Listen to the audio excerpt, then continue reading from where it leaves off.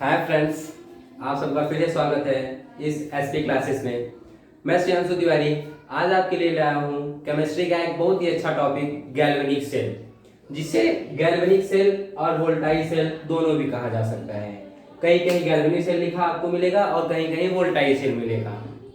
तो आज के इस वीडियो लेक्चर में हम बात करेंगे गैल्वेनिक सेल क्या होता है और इसका डिजाइन कैसे होता है, मतलब ये कैसे बनाया जाता है।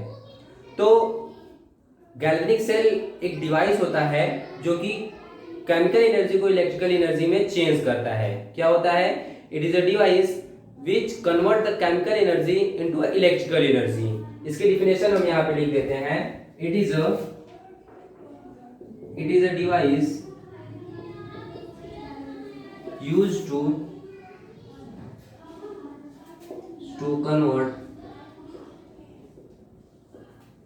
convert chemical energy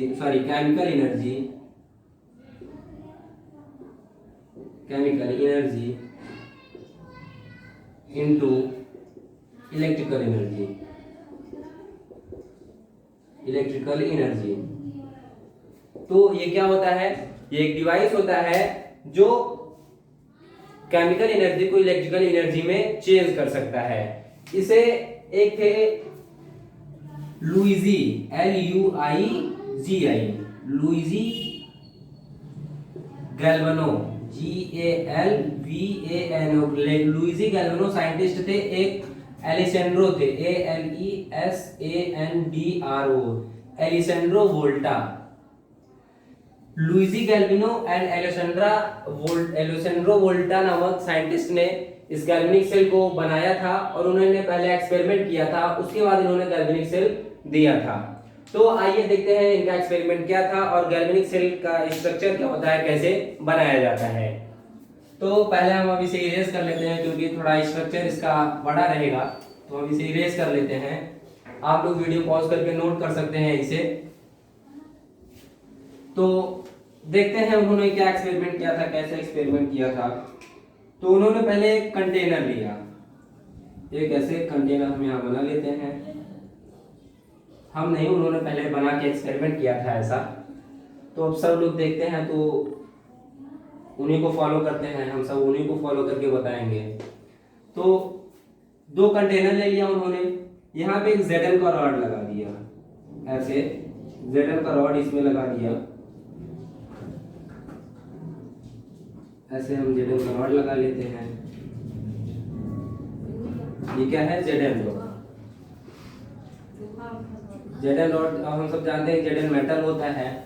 तो ऐसे इस साइड अब CU का रॉड उन्होंने लगाया, इसे CU रॉड लगा दिया। ऐसे दोनों साइड, एक साइड ZN का रॉड, एक साइड CU का रॉड। ये CU रॉड हो गया।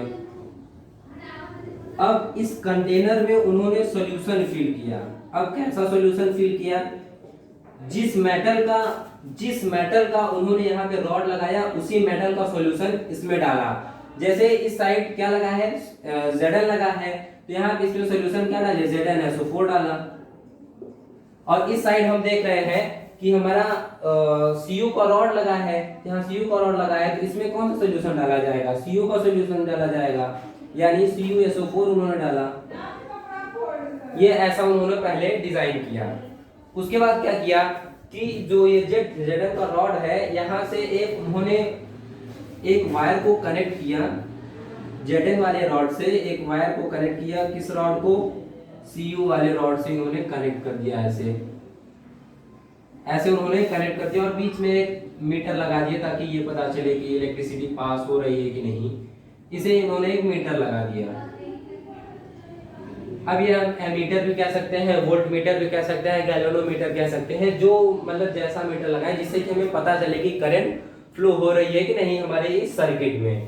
तो ये ZN का रॉड लगाया, उससे CU के रॉड से एक वायर से उन्होंने कनेक्ट किया और ये जो हमारा एक सर्किट बन गया, इस सर्किट को हम क्या बोलते हैं? एक्सटर्नल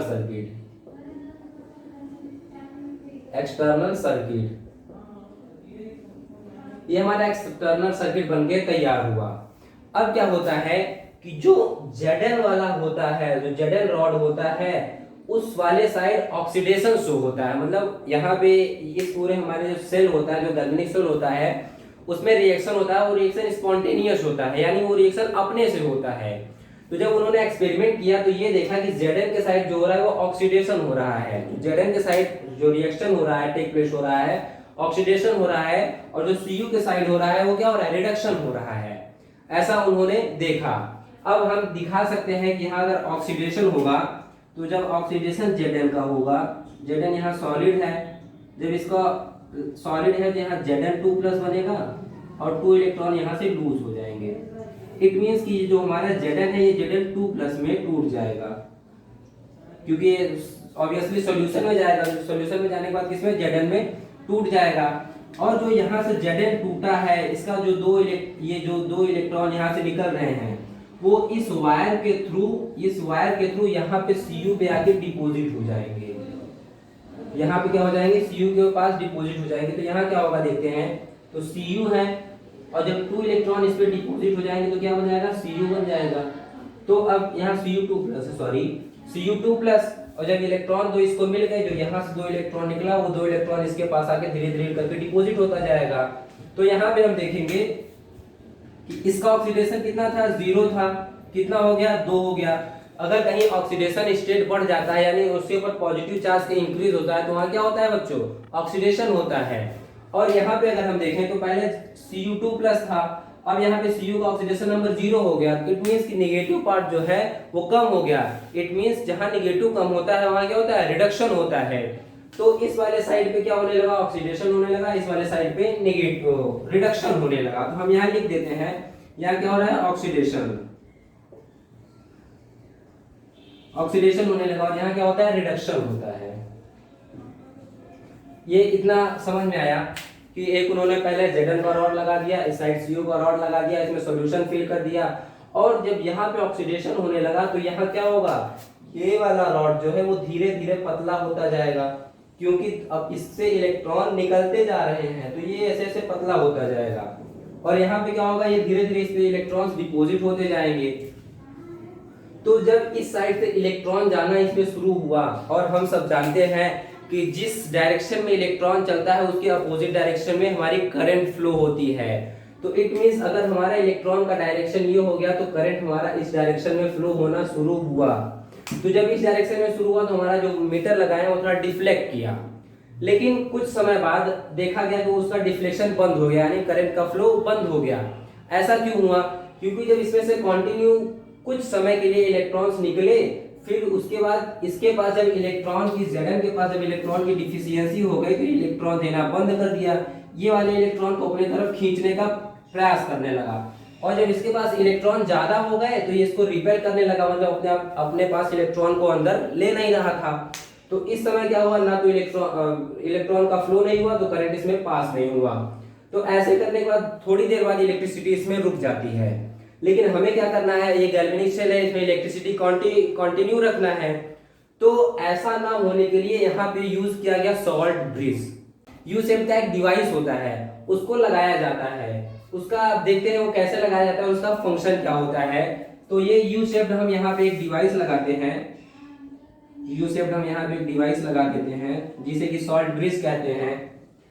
अब आप सबके मन में आएगा सर ये सॉल्ट ब्रिज यू शेप का है, तो समझ में आया, लेकिन इसका काम क्या होता है, ये कैसे इसको न्यूट्रल करता है और इसको करंट फ्लो होने में मदद करता है। तो ऐसे हम ये यू शेप का अगर एक बना लेते हैं डिवाइस, इसको कहा जाता है, ये क्या होता है हमारा सॉल्ट ब्रिज।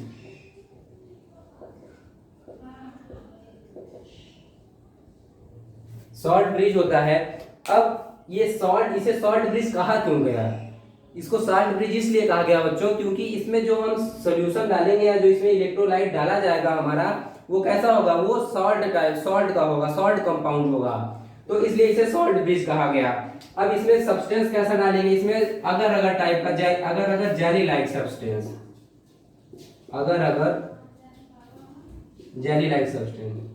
अब ये अगर क्या होता है, ये भी प्रश्न आपके मन में क्वेश्चन आएगा सर ये अगर क्या होता है। तो किसी भी इलेक्ट्रोलाइट को हम अगर के साथ बॉयल कर देते हैं या हीट कर देते हैं तो वो थोड़ा गाढ़ा बन जाता है। तो जब गाढ़ा सॉल्यूशन इसमें गाढ़ा इसलिए डाला जाता है ताकि ये इस वाले सॉल्यूशन से और इस वाले सॉल्यूशन से मिक्स ना हो पाए। और मिक्स ना होने के लिए हम यहाँ पे सेमी परमेबल मेम्ब्रेन का भी यूज करते हैं। यहाँ पे क्या लगाते हैं, सेमी परमेबल मेम्ब्रेन या कॉटन प्लगिंग कर देते हैं, कॉटन प्लगिंग, क्योंकि सेमी परमेबल मेम्ब्रेन हर जगह अवेलेबल नहीं होता है, इसलिए हम यहाँ पे क्या कर देते हैं, कॉटन की प्लगिंग कर देते हैं। अब इसमें अगर के साथ हम क्या डालते हैं, एक इलेक्ट्रोलाइट डालते हैं, कोई भी इलेक्ट्रोलाइट ले लेंगे, क्या, विथ इलेक्ट्रोलाइट, इलेक्ट्रोलाइट। अब इलेक्ट्रोलाइट में क्या हो सकता है, जैसे KCl डाल सकते हैं, KCl और KNO3, ऐसा हम इसमें जो है इलेक्ट्रोलाइट ऐसे इसमें डाल सकते हैं। अब देखेंगे कि इस इलेक्ट्रोलाइट को अगर हम यहाँ पे डाल भी दिए तो ये कैसे दोनों इसकी जो है यहाँ Zn2+ है इसको कैसे न्यूट्रल कर देगा, और जहाँ यहाँ पे सॉल्यूशन में SO4 2- है, SO4 2- बन जाएगा, तो ये SO4 2- को भी कैसे न्यूट्रल कर देगा हम ये देखेंगे। सपोज कर लेते हैं इस सॉल्ट बेस में हमने क्या डाल दिया, KCl यहाँ पे हमने फिल कर दिया है। अब ये जब टूटेगा तो कैसे, Cl- और K+ में टूटेगा, ये सभी जानते हैं कि जब हमारा, क्योंकि इसकी इलेक्ट्रोनेगेटिविटी ज्यादा होती है, इसके ऊपर माइनस है, इसके ऊपर प्लस चार्ज आ जाएगा। तो ये Cl क्या करेगा, ये Cl- और Zn2+ है, तो ये इसके साथ जाके जुड़ के इसे Zn कर देगा, क्योंकि इसके ऊपर प्लस चार्ज है, इसके ऊपर माइनस चार्ज है। जब ये यहाँ पे चला जाएगा तो इसको न्यूट्रल कर देगा, तो ये Zn फिर से बन जाएगा। और जो ये K+ है वो यहाँ SO4 जो SO4 2+ है, सॉरी SO4 2- है यहाँ पे, जो ये इसके साथ मिलके इसे SO4 बना देगा, तो दोनों फिर से न्यूट्रल हो जाएंगे। और जब न्यूट्रल हो जाएगा तो क्या होगा, फिर से ये इलेक्ट्रॉन देना शुरू कर देगा और ये फिर से इलेक्ट्रॉन लेना शुरू कर देगा। और जैसे ही हमारे इलेक्ट्रॉन्स मूव होने शुरू हो जाएंगे, फिर क्या होगा, करंट फिर से कंटिन्यू फ्लो होने लगेगी। तो ऐसे हमारा बनता है गैल्वेनिक सेल। आप सब यहाँ पे स्ट्रक्चर देख सकते हैं।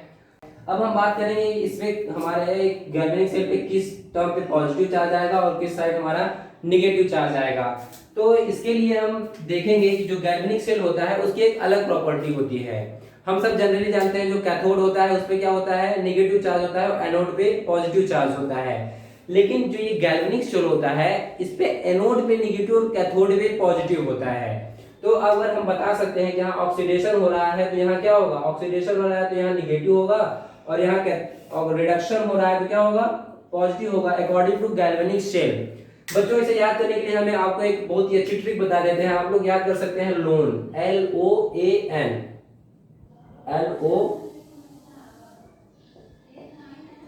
अब आप सबके मन में क्वेश्चन, सर ये लोन क्या है। तो देखो, लोन यानी लेफ्ट वाला पार्ट, यानी ये वाला जो सेल होता है हमारा, ये हाफ सेल इसे कहते हैं। अगर एक हम इसे निकालने वाला कर ले तो ये हाफ सेल होता है। तो जो हमारे ये हाफ सेल होता है, जो लेफ्ट साइड का हमारा हाफ सेल होगा, तो L का मतलब लेफ्ट और O का मतलब ऑक्सीडेशन। तो देखिए लेफ्ट पे हमारा क्या हो रहा है, ऑक्सीडेशन हो रहा है, लेफ्ट ऑक्सीडेशन। A का मतलब एनोड, यहाँ पे जो ऑक्सीडेशन होगा यहाँ क्या होगा, ये हमारा हो जाएगा एनोड। लेफ्ट वाला क्या होगा, एनोड होगा, और इस पे कौन सा चार्ज आएगा, negative. Left anode, left oxidation, anode negative, इसके ऊपर निगेटिव चार्ज आ जाएगा। तो ऐसे हम इस फॉर्मूले से याद कर सकते हैं, LOAN से। बस हमें पता चल गया कि एक साइड एनोड है तो जाहिर सी बात है इस साइड हमारा क्या हो जाएगा, कैथोड हो जाएगा, और कैथोड के ऊपर पॉजिटिव चार्ज हो जाएगा। जी बच्चों, अगर आपको किसी भी वीडियो की जरूरत होगी आप कमेंट बॉक्स में लिख सकते हैं, मैं आपको वो वीडियो आप तक पहुंचाने का प्रयास करूंगा।